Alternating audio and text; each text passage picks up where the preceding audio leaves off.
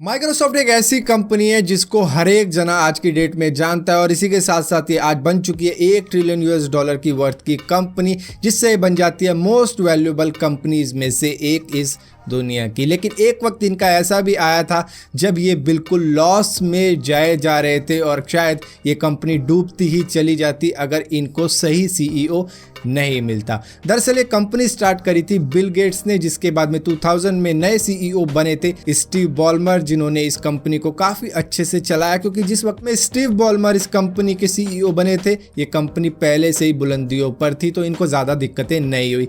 लेकिन दिक्कतें वहाँ शुरू हो गई जब इन्होंने नई चीज़ों के अंदर हाथ डालना शुरू कर दिया, जिसके बाद में 2014 में इन्होंने डिसीजन लिया कि अब मुझे हट जाना चाहिए, वरना मैं इस कंपनी को पूरा ही डुबो दूंगा। जिसके बाद में सत्या नंदेला इस कंपनी के सीईओ बने और इस डूबती कंपनी को उन्होंने किसी तरीके से बचा लिया, जिसके बाद में आज आप जानते ही हो कि ये मोस्ट वैल्यूएबल कंपनीज में से एक है। और ये कैसे किया सत्या नंदेला ने, उसी के बारे में हम जानने वाले हैं। मेरा नाम है भारत शर्मा, आप देख रहे हो देखो इसको। आशा करता हूँ आज का दिन आपको बहुत अच्छा बीत रहा होगा।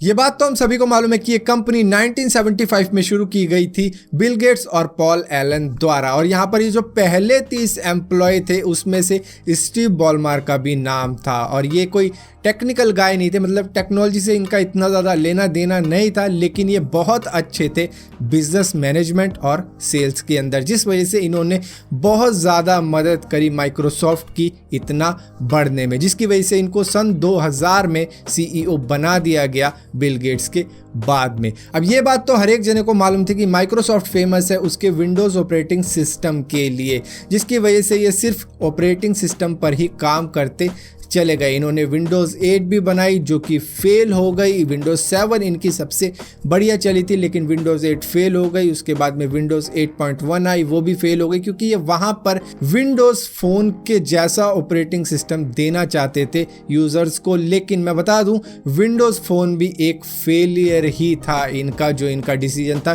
कि हम मोबाइल के अंदर भी विंडोज़ ऑपरेटिंग सिस्टम लाएंगे, लेकिन वो काम नहीं किया, क्योंकि पहले से ही एंड्रॉयड और iOS का सिक्का जम चुका था मोबाइल की मार्केट में, जिसकी वजह से नोकिया का भी पत्ता कट हो चुका था। जिसके बाद में इन्होंने नोकिया के साथ में कोलैबोरेशन करी, जहां पर इन्होंने $7.2 बिलियन की डील करी थी उस कंपनी के साथ में जो पहले ही डूब चुकी थी। अब यहां पर नोकिया को तो फायदा हो चुका था, क्योंकि वो पहले ही डूब रहे थे, तो उन्होंने कहा चलो ये डील मिल रही है तो अच्छा है, अब हम विंडोज़ के ही फ़ोन बनाया करेंगे। लेकिन विंडोज़ पहले से ही फेल हो चुका था, क्योंकि दूसरे 2 ऑपरेटिंग सिस्टम पहले से ही चल रहे थे मोबाइल्स में और जनता को तीसरे की जरूरत नहीं थी। तो यहाँ पर माइक्रोसॉफ्ट ने विंडोज के फोन से कुछ भी नहीं कमाया, बल्कि $7.2 बिलियन गवा दिए और इसी के साथ साथ और पैसे गवा दिए इनकी मैन्युफैक्चरिंग में, जो कि एक फेल डिसीजन रहा। जिसके बाद में इन्होंने 2014 में ये तय किया कि अब मुझे सीईओ के पद से हट जाना चाहिए, वरना मैं इस कंपनी का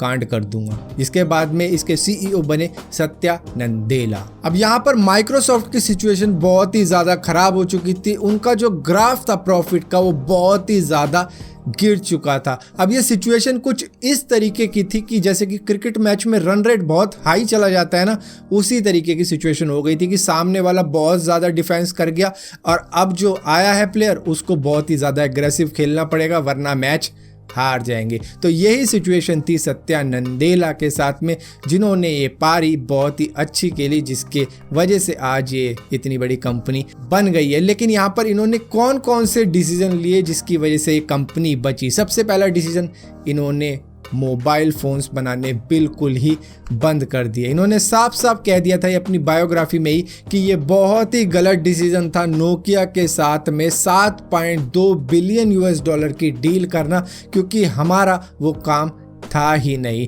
एक्चुअली में माइक्रोसॉफ्ट के ये जो सीईओ थे स्टीव बॉलमर, ये चाहते थे कि हर चीज़ हमारी ही हो। अगर हमारा फ़ोन आ रहा है तो हमारा ओएस होना चाहिए, हमारे ही टाइप की ऐप्स होनी चाहिए, गेम्स होनी चाहिए। तो जिस वजह से ये कंपनी पिछड़ गई। बल्कि अगर आप एंड्रॉयड को देखोगे या iOS को देखोगे तो यहाँ पर हर एक तरीके की ऐप्स चलती है। यहाँ पर एंड्रॉयड के बहुत ज़्यादा डेवलपर बैठे हैं उनकी ऐप्स और गेम्स बनाने के लिए, iOS के बहुत अच्छे डेवलपर बैठे हैं वहाँ पर ऐप्स और गेम्स डालने के लिए। लेकिन माइक्रोसॉफ्ट के जो विंडोज़ के फ़ोन थे उसके लिए कोई नहीं बैठा था सिवाय उन्हीं के। तो जैसे ही सत्या नडेला माइक्रोसॉफ्ट के सीईओ बने थे, उनका सबसे पहला डिसीजन यही था कि उनको मोबाइल फ़ोन बनाने बंद करने पड़ेंगे और इसी के साथ साथ अपने राइवल्स के साथ में कोलैबोरेट करके काम करना पड़ेगा। जिसके बाद में उन्होंने एंड्रॉयड iOS के लिए कई सारी ऐप्स बनाई, चाहे वो ऑफिस की ऐप्स हो, जिसमें उनको काफ़ी ज़्यादा फ़ायदा हुआ। और यहाँ पर कमाल की बात ये रही थी कि जब वो अपनी ऑफिस ऐप्स को दिखा रहे थे लोगों को लॉन्चिंग टाइम पर, तब उन्होंने आईफोन को ही यूज़ किया था, जो कि दूसरे सीईओ की थिंकिंग के खिलाफ था। लेकिन इन्होंने ये डिसीजन लिया था और ये भी प्रॉफिटेबल रहा था माइक्रोसॉफ्ट के लिए। इसके बाद में सत्या नडेला ने एक और डिसीजन लिया, वो था माइक्रोसॉफ्ट एजूर क्लाउड प्लेटफॉर्म का, जो कि पहले से ही वैसे तो सेटअप कर गए थे स्टीव बॉलमर, लेकिन इन्होंने ओपन नहीं रखा था अपने दूसरे राइवल्स के लिए, जो कि कर दिया था सत्या नडेला ने कि आ जाओ सभी यहाँ पर काम कर सकते हैं। लेकिन इसको काफ़ी कंट्रोवर्शियल डिसीजन माना जा रहा था कि यहाँ पर ये सही नहीं होगा माइक्रोसॉफ्ट के लिए। लेकिन इस डिसीजन की वजह से माइक्रोसॉफ्ट के जो शेयर्स थे उसकी वैल्यू ट्रिपल हो गई थी स्टॉक मार्केट के अंदर। तो यहाँ पर अब सत्या नडेला ने ये कंफर्म कर दिया था कि अब ये माइक्रोसॉफ्ट पहले की तरह नहीं रहेगी, जो सिर्फ अपना अपना ही सोचेगी, अपने लिए ही काम करेगी, अपने प्रॉफिट का ही सोचेगी, बल्कि ये अब ओपन हो चुकी है सभी के लिए। जिसकी वजह से आज आप देखते हो कि गूगल क्रोम के ऊपर भी कई ऐसे एक्सटेंशन है कि आप जो भी डॉक्यूमेंट्स वगैरह है वो ऑनलाइन ही खोलकर देख लेते हो। इसी के साथ साथ इन्होंने कई स्मार्ट डिसीजन और लिए कि क्या चीज़ें खरीदनी चाहिए, क्या चीज़ें नहीं खरीदनी चाहिए, और वो भी एक सही कॉस्ट में। जिसके बाद में इन्होंने गिटहब भी खरीदा और इसी के साथ साथ एक पॉपुलर गेम माइनक्राफ्ट को भी खरीदा, और इसी के साथ साथ आज भी कई चीज़ें खरीदते चले जा रहे हैं, जो कि आपको डेली पता लगता रहता है। तो इस तरीके से सत्या नडेला ने अपने अच्छे डिसीजंस की वजह से इस कंपनी को मोस्ट वैल्यूएबल कंपनी में से एक बना दिया था इस दुनिया की। तो फिलहाल के लिए इस वीडियो में इतना ही था। अगर ये वीडियो आपको पसंद आती हो तो इस वीडियो को लाइक ज़रूर करना, शेयर ज़रूर करना। और यहाँ पर ये सत्या नडेला की कोई बायोग्राफी नहीं थी, बल्कि उनके डिसीजंस की कहानी थी, जिसकी वजह से माइक्रोसॉफ्ट डूबती डूबती बच गई थी। तो फिलहाल के लिए अगर आपको इसी टाइप की और भी वीडियो देखनी है तो इस चैनल को सब्सक्राइब जरूर करना, और सब्सक्राइब किया है तो बेल का आइकॉन जरूर दबाना, वरना आपको मालूम भी नहीं चलेगा कि मैंने वीडियो डाली भी है।